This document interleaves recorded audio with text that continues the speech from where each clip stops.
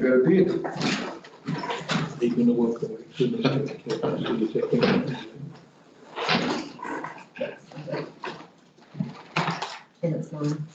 All right. Good morning, everybody. Welcome to our March 30th Community Board meeting. Firstly, before we do start, I'd just like to acknowledge and welcome Rex, our Acting Chief Executive, who is here in the room with us, sitting in on our meeting. Welcome, Rex. Any apologies? I do have one from Bill, but other than that, everyone's here. Would that be sustained? Okay, moved by Murray, seconded by Tony. All those in favour? Aye. Thank you. Now, public forum. I'd like to invite Mark from the Glass Bottom Boat. Yep. Just to remind you, you are being recorded and you do have just 5 minutes to speak.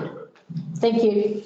Right, guys, so just good morning, Community Board. I've come along today just to discuss the fees and charges with the Whirianga Wharf. A little bit of background, I've owned the Glass Bottom Boat for coming up to 9 years, and I think there's one thing that we do all agree on in this room is that there should be an increase in the fees and rates to the wharf, but the way it's sort of come about and the proposed fees is what I'm here to discuss.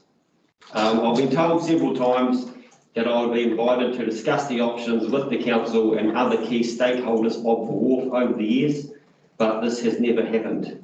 1 year ago, I was standing in this very room, and in the proposed plan, it stated that they were going to review the charges for the commercial use of our wharves, which currently vary across the district, and we will be engaging with key parties, including user groups, over the next 12 months. As part of this review, significant changes may be proposed. So that's what was said, but it clearly just hasn't happened. That was last year, and then yesterday afternoon, I found on the TCD website another state that the fees and charges for the harbour facilities will be kept at 2020-2021 levels until a review of costs and a consultation with users is completed. So they've pretty much stated in 2 years that they're going to consult with key stakeholders, which I'd like to think that I'm one of them, but I've never been asked to come into this room and discuss it. The Glass Bottom Boat has always been approachable and always engaged with council whenever asked, but for this issue, which affects us considerably, we've never been a part of it. Roughly speaking, the proposed fee increase for my business would be about 2,500%. or 25 times roughly what I'm paying now. I don't think there should ever be a fee increase of 2,500%. We understand the wharf costs money to run and maintain, but we're still trying to find out the exact amount. I think Tony was looking into that. I haven't heard, there's been mixed things, so I'm not going to say specific amounts because we still don't know exactly how much it costs to maintain per year. We're also sort of questioning, the two of us are questioning, if we were to get this proposed increase, where's the money going to be spent? I've spoken with Coromandel Fishing Charters, who have been paying this amount to TCDC for 10 years, and they've been asking and asking and asking TCDC for a toilet on the wharf, just one toilet, and they still haven't got one. So I don't know the exact amount they've invested over the 10 years, but I consider it to be a substantial amount of money, and they still haven't seen any of that money reinvested in their wharf. So pretty much TCDC is saying we need more money to look after the wharf, and then on March the 7th, so just under a month, I got an email from TCDC saying, and I quote, "We might be able to get some additional safety work done at the wharf, but that is dependent upon contractors and materials available, as we still have money remaining in the budget." So that was just under a month ago. TCDC have pretty much come to me and said, we have money, what can we spend it on? And then, like now, we say we need more money. So it doesn't make sense. So just a bit of an example.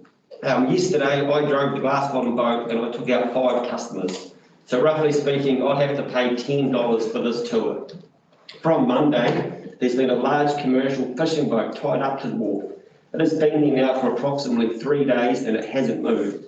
It's getting maintenance done. Perfectly fine. Completely agree. That's what the wharf's there for. There's been contractors coming and going. They've been using power from the wharf, water from the wharf. And nothing wrong with that. But I worked out this morning that it's paying $2.76 a day. So roughly speaking, it's given the council $5.50 for 48 hours, where yesterday I used the wharf for 45 minutes and I have to pay double what this large commercial boat is. I had to catch up with Tony Rika, and as Tony has stated, he just wants the fees to be fair. To me, this isn't fair. Pretty much to finish off, Glass Bottom Boat has had the worst year for tourism it's ever had, or I've ever had. Tourism numbers are forecasted to be 56% of pre-COVID arrivals by May next year.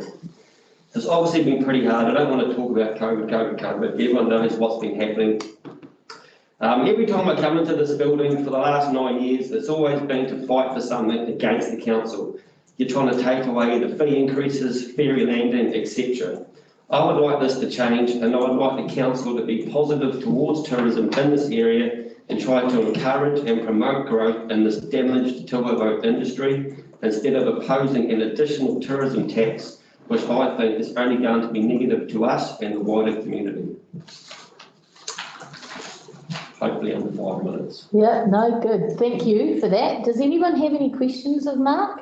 I haven't got a question, but I just want to make an apology. I couldn't get to that meeting, which I would have dearly loved to be. So I apologise for that. I think Yeah, I did pass everyone's apologies on, but. Mine, as Rick has asked that document marks is table here. Yep. And, Yeah, if you could leave it for us. No, good summary, thank you. Deli, any questions? No, it's eloquently expressed. All right, thank you. Okay. So now we move on to our public forum, which is online. Thanks, Mark. And I think I will start with, I can see Paul Hopkins there. You're just on mute, I think, Paul? Yep.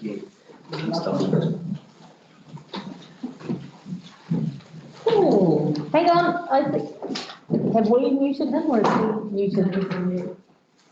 Turn your mic on, Paul. Paul, can you turn your mic on, please? How's that? Yes, we hear you. Turn it off. Good morning. Technology.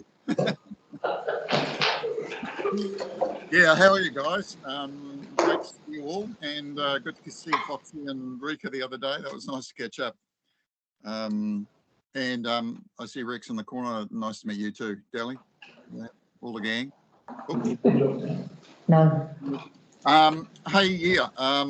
I've got a wish list for Cook's Beach and surrounds ferry landing to Cook's Beach. I'd like to just give you a rundown of what we would like in our wish list. Cook's Beach Ratepayers Association, we have a wish list which we'd like to see take precedent.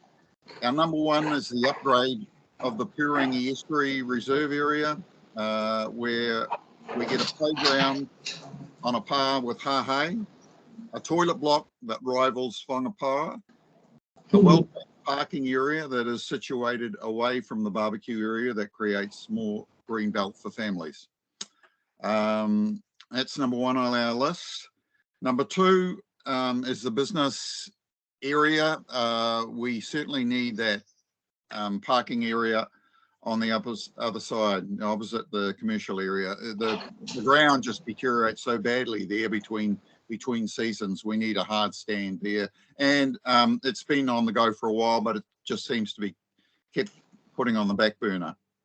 Number three, which I believe Heather is looking after, the bollarding at Flaxmill Bay, so that's in order, so I won't bother going there.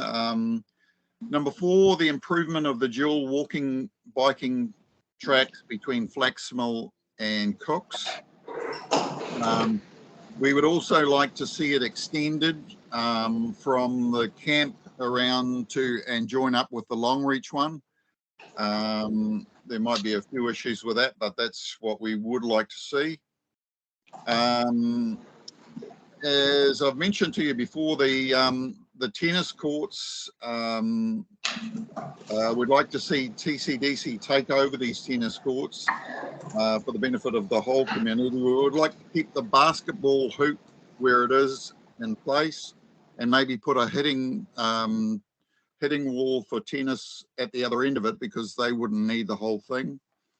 The other two courts could then be fenced between, allowing access by all locals without people breaking perimeter fences. Keeping the hoop there would take away the problem with the neighbours stonewalling, doing anything with the central reserve. So we could do away with putting the hoop there and alleviating that problem. And the courts are fairly well maintained anyway, and they're concrete courts anyway, so there wouldn't be a lot of cost to council for taking those over. The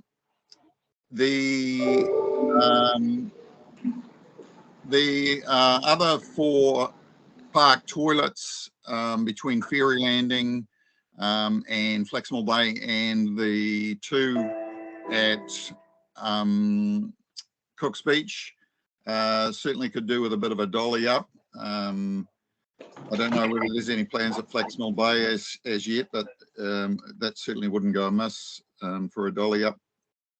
And the traffic evaluations, which are very important to us here, that have been driven by Cindy Lomas, our secretary. She's been working closely with Ed Varley, and that will hopefully get a good outcome for the community. I think that all areas are getting that looked at, which is great. Cook's Beach has a large ratepayer base that has missed out on the improvements it should have been entitled to, given that ratepayer base, especially if you look at Whangapawa and the toilet box system there. The old one wasn't too bad at Whangapawa, as I remember. Yeah, I sometimes wonder what takes precedent. This area, TCDC in this area has been driven to provide services for tourists, and we all know that a minor percentage of the working populace in our area benefit from tourists, apart from, you know, gas stations, supermarkets and tour operators. The majority of the money generated to business in our areas comes from ratepayers, and these ratepayers are mum and dad who want a holiday home, cabin, tent at the beach to enjoy for their families.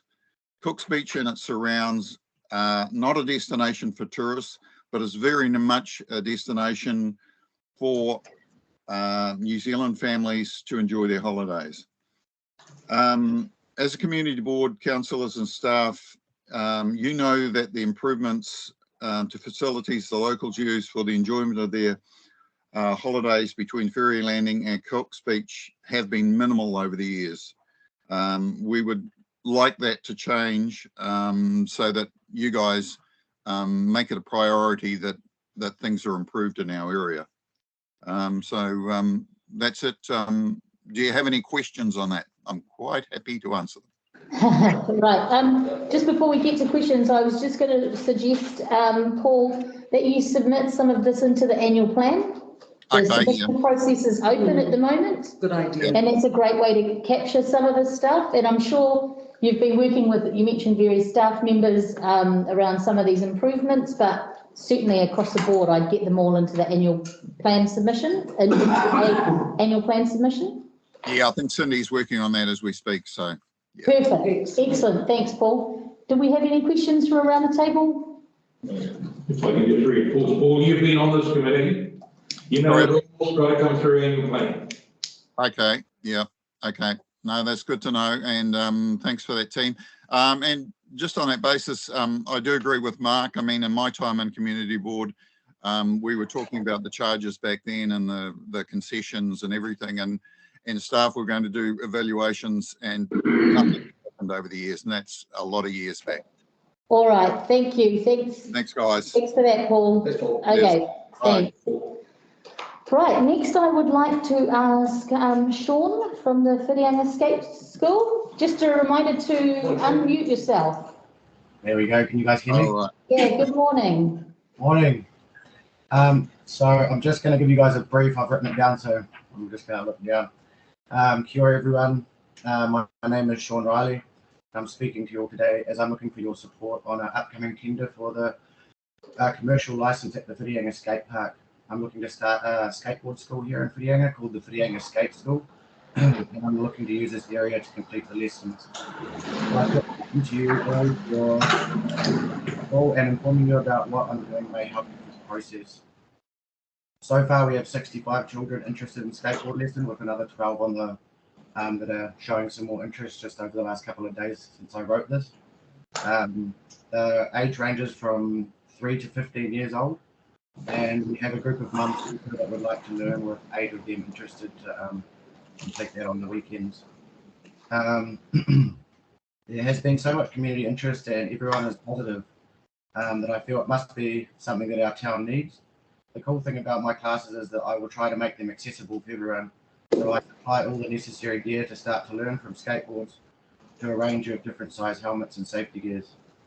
I am making the lessons as cheap as possible for all the families, and I'm looking to gain funding from Sports Waikato to make the classes more accessible to support that. I've also approached Countdown Whirianga, and they're on board and will be providing enough fruit and healthy snacks to feed every child after school at the skate park, which is fantastic. I think one of the main benefits I see from these classes is I'm getting many of the children into the sport. Not only are they being active, but they'll be part of the skate park community here in Whirianga. My idea and goals are to encourage children to enjoy the sport safely and respectfully, and while at the skate park. I also have some very advanced children and some advanced boys and girls class, and I'll be encouraging these older children to look after the other little ones and teach them how to be kind and take turns to share their knowledge with them at the skate park. I thought it would be good to give a bit of a background of myself. I've lived in Whirianga my whole life, apart from my early 20s where I went from place to place a bit, but Whirianga is very much my home. I'm a trained early childhood teacher and have a degree in education. I've also completed 2 years teaching snowboard instructing and hold a certificate in this. I'm looking to make these lessons not just about learning to skateboard, but using my skills as a teacher to teach a range of things, from communication, perseverance and kindness, and many more aspects of what it takes to be a good person and a good part of our community. I'm passionate about teaching children, and I'm passionate about skateboarding with over 25 years of experience. I think this venture could have many benefits for our community and can be a stepping stone for many younger children to gain confidence and ability to enjoy our excellent facility. I would also like to mention that the maximum class sizes would be 6 children, and I'll never be shutting down the park completely, so there'll be plenty of room for everyone to enjoy at school. I'll also be mitigating the restriction on public use and be looking to use the park in a fair and communal manner. I've also approached and gained support from the Whirianga Skate Park Trust, and they have written a letter of my support with my application. Once the skate school is established, I'll be looking to make an annual donation to this trust also. Thanks for your time. And if you guys have any questions, cheers. Okay, excellent. Hey, sounds really positive. But, any questions around the table? Murray? I just want to make a comment. Sean visited me at home, and I'll be speaking to this in my members' report. Okay, all right, good. But No. understand all. Fantastic, Yeah, hey. fantastic initiative, Sean. I think that's absolutely amazing. And I'm working in the field of resilience and mental health and wellbeing for St John Ambulance at the moment. And that sort of thing aligns very strongly with what we're seeing our children, our tamariki and rangatahi really need that at the moment. Good on you. Yeah. Thank you. Thanks, everyone. Congratulations, well done. Cheers. Okay. All right, and that takes us next to Anna. Anna Horn, you just remember to unmute yourself. You know the drill, Anna, just 5 minutes for public forum. I do. Can you hear me? Yes, perfectly. Good, thank you. I'm still a bit of a technology dinosaur. First of all, kia ora katoa. I absolutely would love to support Sean Riley. I've known him since he was a little fella, and in fact, we used to take Sean and all the boys all the way to Pawanui so they could skate. And I know he's put a lot of time into helping the skateboard come to pass here. He's a magnificent young man, so I'd really like to just unexpectedly be able to give full support to him from the community. So thank you for having me. I have two topics, one on cycling and another on Tapu Tapu Atia. On cycling, I just really want to say thank you very much publicly to George Matthews and Ed Varley for the progress that is now being made with our cycling strategy. And it's very exciting to be presented with plans. Community board member Jeremy Lomas was at the last meeting. And just to say that, reassure you that I think the process is working well. There's good buy-in, and I'm hoping the budgets will keep improving.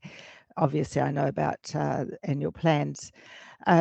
Part of the reason for speaking is that one of the proposals is to have no parking along Cook Drive so that we can get bike lanes marked. And Jeremy did bring up issues about parking. I think it was specifically along Cook Drive, but this is going to come up as time goes on. I've done lots of random jaunts down Cook Drive in the interim, and there are very few cars parked on the road, 2 or 3 at max. Most of them have one set of wheels on the grass, but many, many more do park on the verge. So I think that isn't to be an issue that should stop this progress for this very important safety access route for children to school.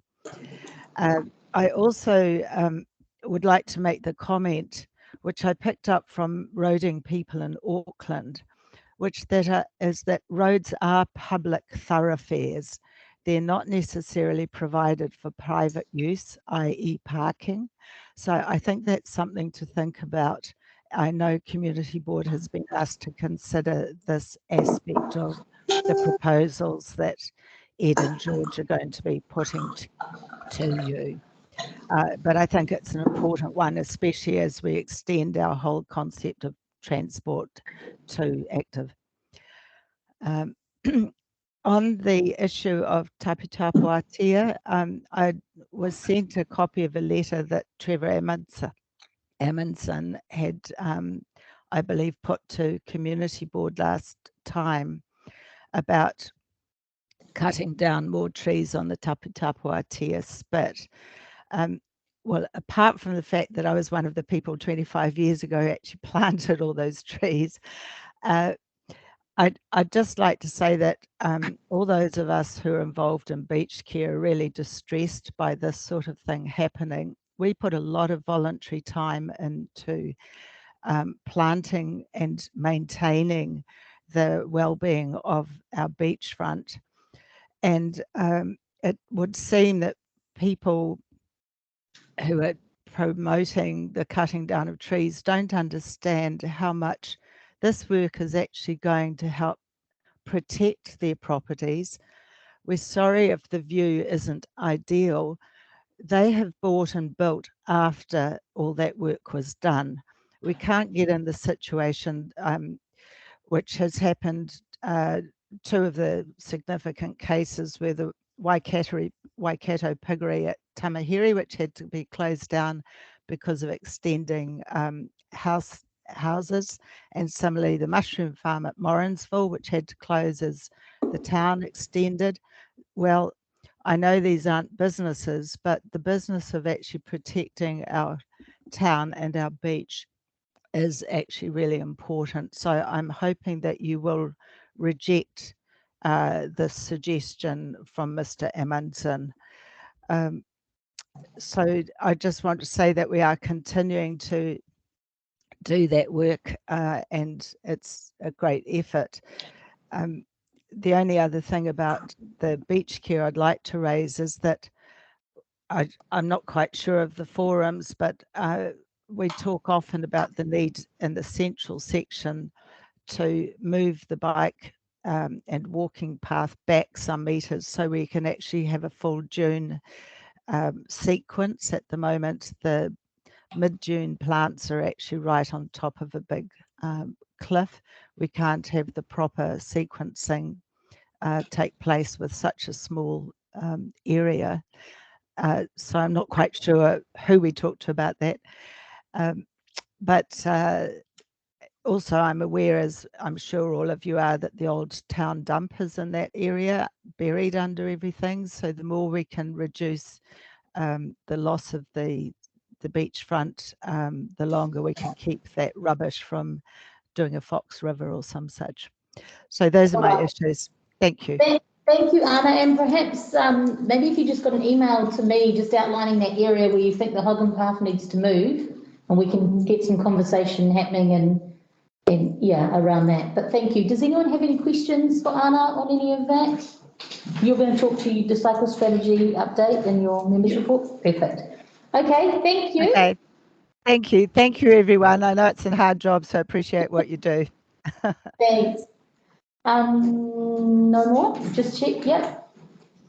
No one else online? No. All right, thank you both. Okay, may I have a mover and seconder of the members' reports, Tony and Delhi, all those in favour? Aye. Opposed? None? Carried. Unfortunately, you have to keep your mask on today, that's what I've been told. All day. All day. But I will stop us for extra breaks if we need to take 5 minutes and go into the fresh air, we can do that. But unfortunately, we have to wear our masks. Otherwise, we'll upset Donna Holland. Upset who? Donna Holland. Who's in charge of COVID? Well, let's get the meeting out. Yes, all right, so. We did the public forum. Any items not on the agenda?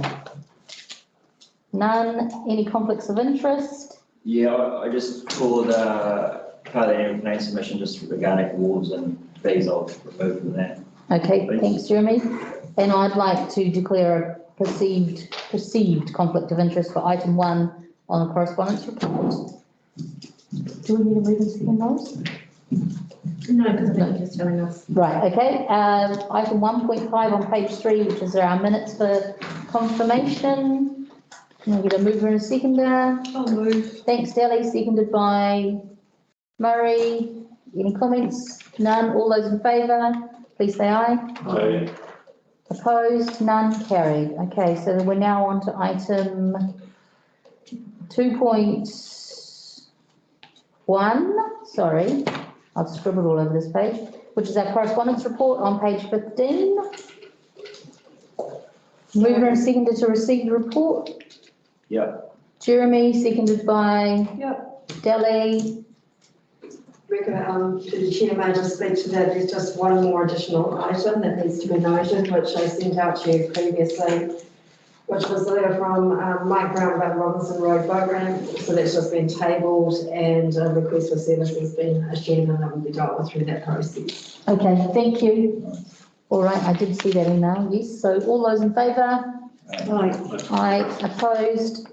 None. Carried. Can I Okay. just ask a question? You may ask. So, Tabaraki is spit. Yes. Where are we with that in the end? Because it's just been festering. My understanding is we are waiting for, and Heather, you might want to talk to this, the Māori Values Assessment. And that was the agreement, that's where we left it. We're waiting for the Māori Values Assessment to come in from iwi.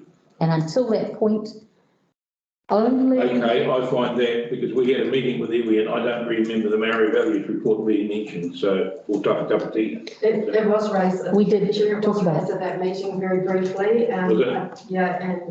Okay, so you're following that up. So I've just talked to John about that again yesterday and it is, and we're working on how we can progress that. Yeah, so unfortunately that's the sticking point at this point. Okay. Right, so that was that. So item 2.2, which is our draft annual plan submission on page 37. Who actually has the title to that man, here? The Council title, hold the title? that is the question, yes, I would imagine. so. Council has the title to It that. is why the Tapu site though as well, so Council actually holds the physical title. I believe so, yes. I've no reason to assume otherwise. Can we check that, please? With that correspondence, is there any discussion about any of it, or is it? About what, sorry? Well, I'm just thinking about nearest net, for instance. Well, we're going to come to the location of the parking at, and then we can probably close that out then. Good. Yep. Anything else on the correspondence report? No. No. Okay, item 2.2, which is our draft annual plan, that's 37. Would anyone make a hard copy of that draft annual plan that they can scribble on and? I think it might be useful. Yeah, that'd be great, yeah. Thank you. 37. Thank you. Yeah, I think that my printed copy and the no, I've got 2.2. Sorry.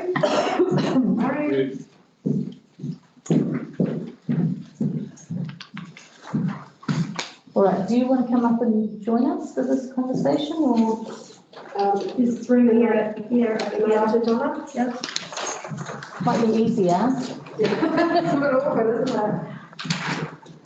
So, Mr. Chair, thank you all for the comments that you've already provided to me.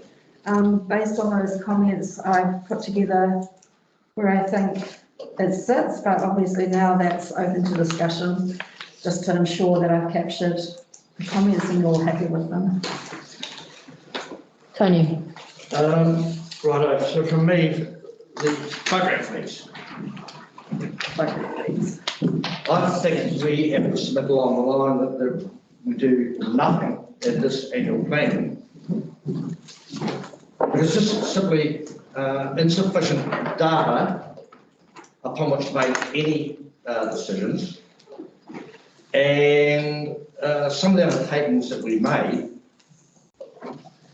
a year ago haven't been undertaken.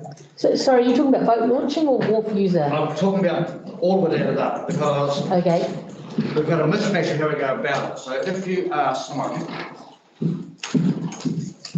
operating an ice cream cart or a kayak operation on a council reserve, which may or may not have any water, power or any other council assets, you're tendering for it. If you're using a wharf or a ramp for which we have significant capital involved, we're talking about deciding on a charge. So why would these people not tender for their business, knowing what they're tendering for? And that is whatever the tenure is, a 3 by 3 by 3. But on what basis do we do that? Because I still do not know what the asset value of our wharf is, of our boat ramps. I do not know what our depreciation schedule is. I do not know what our interest schedule is. I do not know how much has been spent. I've had 3 different answers, and they are miles apart on what we've actually spent on these assets.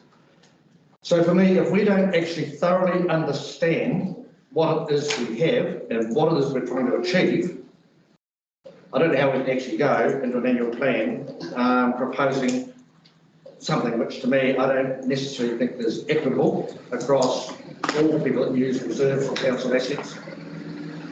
And yeah, I do think it's going to be something that comes to the list of things that we have to get done, and we have to engage with the right people and get it right once, because if we don't, we'll have a stream of people coming in here to see us to say that we haven't got it right, and I just think we get eventually. So whilst I support, and with council, I support myself reviewing these fees and charges. I've got to know a lot more before I can, with all confidence, get to a position that I thoroughly agree with. And it disturbs me more that we said we'd talk to these people, and as you and I know, because we're at that meeting, that was their frustration. They accept that they need to pay their share. I think they accept the thing that we put in front of them, a pensioner flat or a fixed income, prepared to pay a bit towards it because all these people come to town, we have service stations and warehouses and supermarkets, which we might not otherwise have, but the bulk of it needs to be borne by the people that use it. And I don't think we're close enough to be able to go out on this. Yeah, that's my comment. Thank you. Sorry. Just a question of Tony. The boat launch and trailer parking fees, you're not questioning? No, I'm not, but I just want to be clear on Yeah, that, no, no. because the way you phrased it, you were talking about those, and I'm not against those, but I agree with you on the other factor.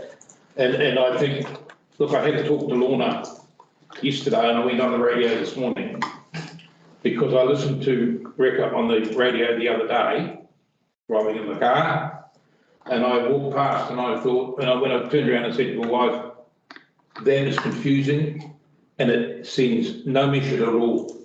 So our comms has been awful. I talked to Lorna and I said, our comms has actually got to say, what we're talking to these people about is giving them a property right.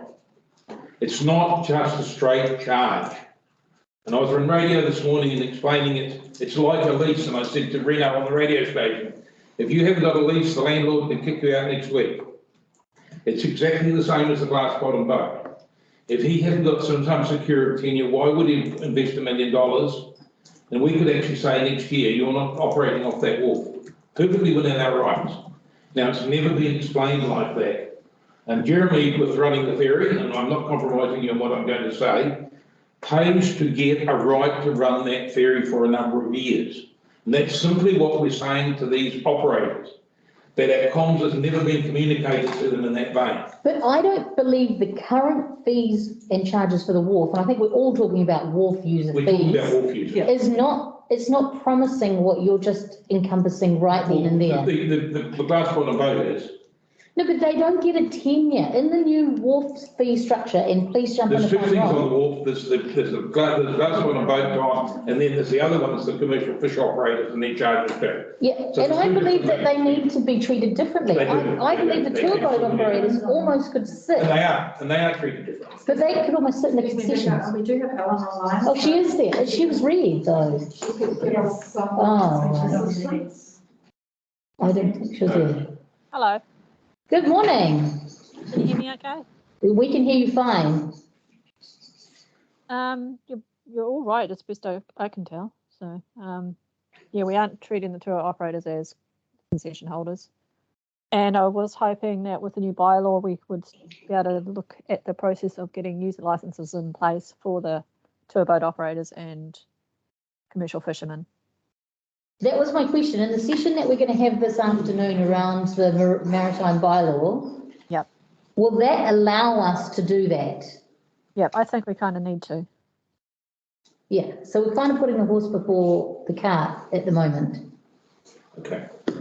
Well, I think the bylaw is a quite separate issue. The bylaw is a thing there to tell you how you manage it. The bylaw won't tell you, that won't be the document that sets the fees and charges.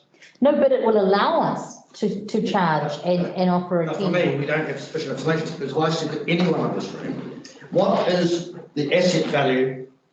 I won't go around the whole. I don't think we need that, Tony, if we operate on a tender basis. Well, I think we We need. know the asset value of the wharf, but we don't need all that if we operate on a tender basis, but we haven't actually, I don't want to cut you off, but I don't think, I look at staff and we've had probably 5 staff. I'm surprised we've got another staff member involved in this. Now, I'm not being rude, Rex, but some of us have dealt with this for years, with an area manager here for years that knows it intimately, and we spread it out and messages get all mucked up. So I think we've got to go back to square one, but I'll leave it at that. Well, what I was going to say, like, I think we do have to understand what the cost of running this thing is. Because if all the tenders come in, and let's say 10 people come in, and they offer between $10 and $50 a year, and we're going to take the highest or not necessarily tender, well, we'll say, well, you're the 3 highest, we'll take you. But what we get isn't going to cover the cost. So the guts of this to me is that 80% of the cost is met by Marine Park kettle ratepayers. So I just think we have to understand what the cost of running these things is. I'd go as far as to say is, the fees and charges for a boat ramp, I'm pretty relaxed about it. But do we really understand what the cost to run this boat ramp is over 10 years? And how much of that cost are we going to get back through what we propose to charge?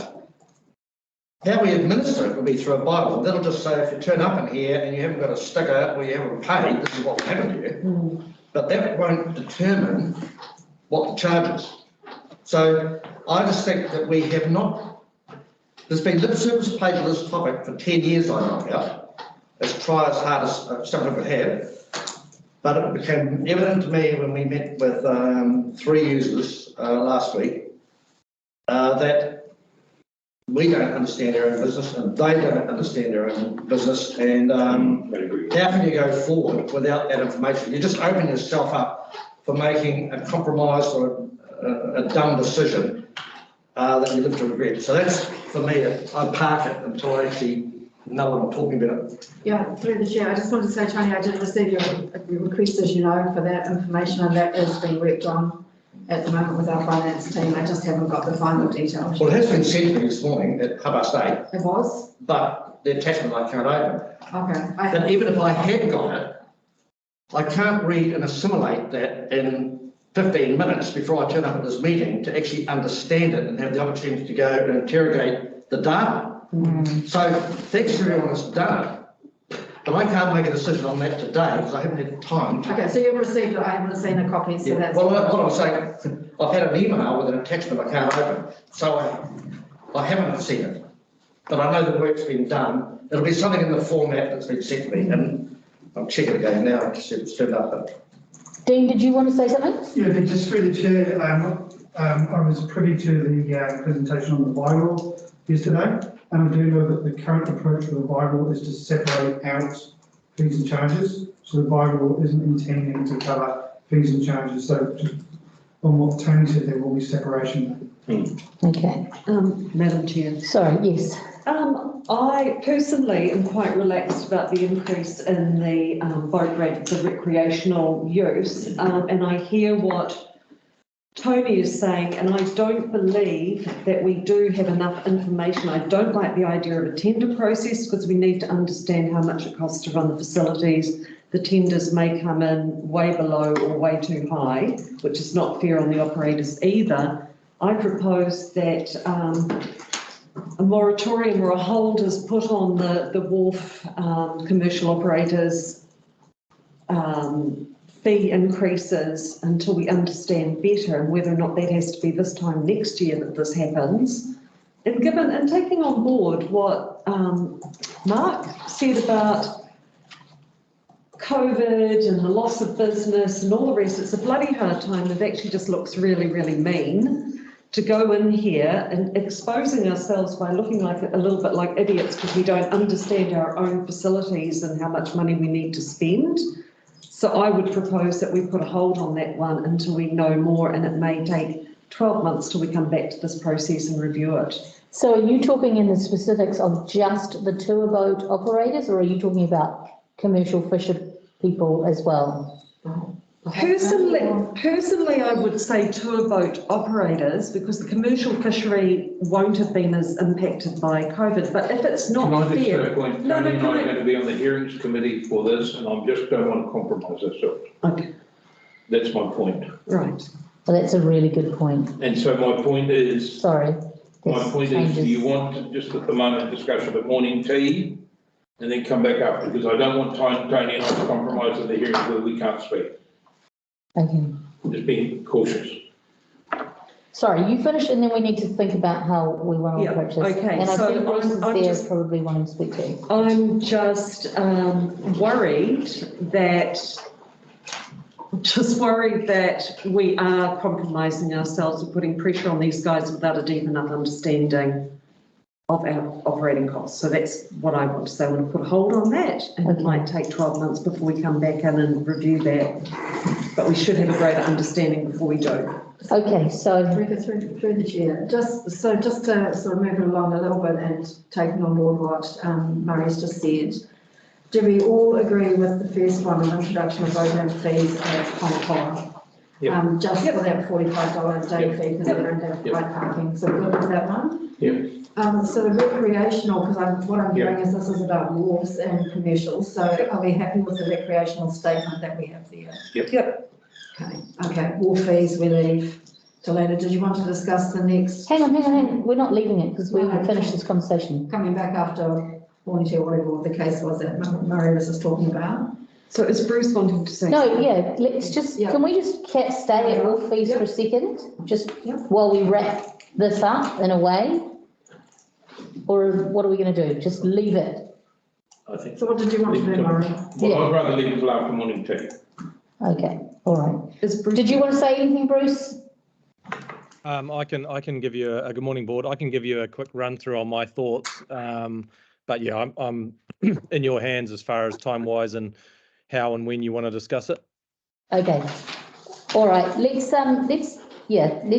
go with Heather's idea and get through this, and then we'll have a cup of tea and figure out what the best way forward is, being that these two are going to be on the hearings panel. So capital works program, the understatement we've got there is acknowledging the reduction of that subsidy. Yes, and I think that's important. I think that message just needs to keep being pushed into the public domain so that people understand. So we're all happy with that? Yeah. And Matarangi land purchase, I've just literally reiterated that you've already reiterating your support by way of that resolution, so everyone happy with that as well? Yep. Cool, so it's just. Okay. So, Madam Chair, it's just that further conversation of how you want to manage the board discussion. Right, okay, so we're going to leave this now on the table and we will move on to our, or do you want to have a cup of tea now? How's everyone feeling wearing masks this morning? Do we need to take a quick break? Did we want to? Do we have oxygen enough? Waiting. Do we want to do the sports park playground location and then have the morning tea break? Yeah, that's a good idea. All right, so we will move on to item 3.1, which is the sports park playground location. May I have a mover and a seconder for the report, please? Jeremy, Delhi, thank you. Right, Derek, can see you. I can't see you, but I could see your name. The icon. It's just. Good morning, board. Again, Derek is unwell, so you have to put up with me to present this item. Okay. No. I've got Sue Costello on board as well, as far as if any technical information comes up. But yeah, I think it's pretty straightforward. The board's obviously been going backwards and forwards on the playground and the location. Derek and his team have proposed the location at the sports park where they believe it's would be best located. So yeah, happy for any questions. Anyone have any questions? No, I think it's a great spot. It's quite visible from soccer and from netball and yeah. My only query would be it is quite close to the traffic going around in there. When I look at that, is there a possibility, because I know some of those mums and dads have got quite wee ones, just some sort of barrier or a little bit of fence along the roadside of it? Just in bollards or something to slow them down? It's a requirement anyway, maybe. Yeah, I'm sure. I don't know. I'm sure. If so, have you looked at any design ideas and stuff, or is it not Sue Yeah, are you there, Sue? I don't know the detail, board, regarding that. It sounds like a good idea. They may have already considered it. If there's anything else you can add to the discussion, Sue, just jump in. Yeah, I know when it's busy, the traffic never moves fast through there. You're kind of all crawling to get out of the two different parking spots. People park on the side there, eh? Yeah. So there is like a bus bay and the people park in on that. there's parking as you come in, and then there's an access way, and the proposed location is right next to a bit of road, which will be slow moving. But I'm just wondering if it would be beneficial to have a barrier. I'm sure that would be part of the planning. I think it's a requirement. Yeah. Sue must have stepped away from her computer, but that's fine. I've taken a note. We'll follow it up and make sure that we have all that covered off. Yeah, thanks. All right, Bruce. thanks, Bruce. Okay then, so the resolution, all those in favour, please say aye. Aye. Opposed? None, carried. Can I just make a comment? Yeah. In terms of our decision, Yes. will we articulate that in writing to Nera and her group, who have also done their work on this, The area manager will. to let them know? I just So make sure we'll that. get a letter back, will we? Yeah, Can do that. that's a good idea. Yeah. Good suggestion. Then that loop's closed. Okay, good. Well, shall we do one more? Backpack Road, I'll move. I'll second. What page are we? This is item 4.1 on page 42. Awesome, thank you. Moved by Murray, seconded by, was it Jeremy? Yeah. Which name did, there was two names. wasn't I think the first one was White Rock Way, Rise. The private right of way is half of it. Yeah. I noticed that iwi hadn't been signed off on this one. Is that something that we would normally do? Private right of way. There is a comment on that on the last paragraph saying that sets out the requirements. In this instance, as the applicant is not proposing an Indigenous road name for the private right of way, no other consultation has been undertaken. So I did read it that. does seem there's no requirement to Okay, do that. are they all right? So all those in favour, please say aye. Aye. Opposed? None? Carried. Shall we carry on? Yeah, It's not 10 o'clock yet. Very easy. This is very straightforward. So may I have a mover and seconder to receive the report, please? I'll move. Thanks, Deli. Seconded by Jeremy. I certainly support these names. Oh, right. Kotari Way. Boat Ramp Road, and then there's Taranui Road. Road number 1. Did anyone have a preference, or did you want to have some discussion? Is this, you talking about the first one? Second one. Road, it's called Road 1. Sorry. Personally, I would prefer the Taranui if it's actually being proposed by Ngāti Hurarere ki Whangapoa. Yeah. Any comments, anything? Well, I was going to say I'm indifferent, but for me, for people that actually go there, and maybe first time, that's worth what I'm going to do. Boat Ramp Road is pretty clear for 98% of the population to understand. So, and I understand you could have both names, but primarily it's going to be launch boats, and if that saves for another hour, I would say boat ramp this way, I'd go with the preferred option myself. Okay. That's That actually makes sense. But It does make sense. So, for clarity, Taranui is a Caspian tune.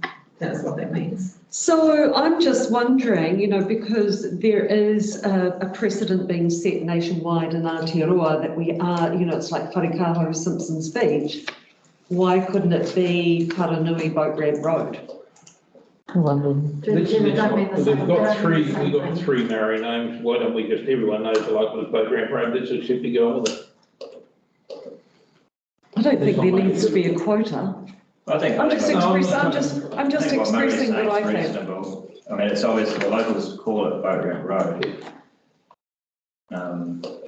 That's the only thing. I think if it's got a local, that's where you're going. Okay, expressing my opinion. All right, so Boat Ramp Road, Takapo Close. Yeah. That sounds good. The next one, Road 7, I did think Waterview. There's a lot of places in Matarangi that have Waterview, so potentially Taniwha Place, which is a fabulous name, and I would like to live there. Is a good suggestion. Yeah, no. And Karere Way. Nice pronunciation. Oh, look at that. That kept me, I was worried. All right, so we've got those. Everybody happy? Yeah. All those, so we need to change the resolution. No, we don't. Oh, yes, it's Taniwha Place. The road 7, right? Yeah. So we've got that. So it's Waterview going in, Taniwha going in. Yes, please. Okay, so with that change to the resolution, all those in favour? Aye. Opposed? None? Carried. What's next? Good program. Okay, so shall we stop for a cup of tea? Yeah. We're going to take 15 minutes. All right.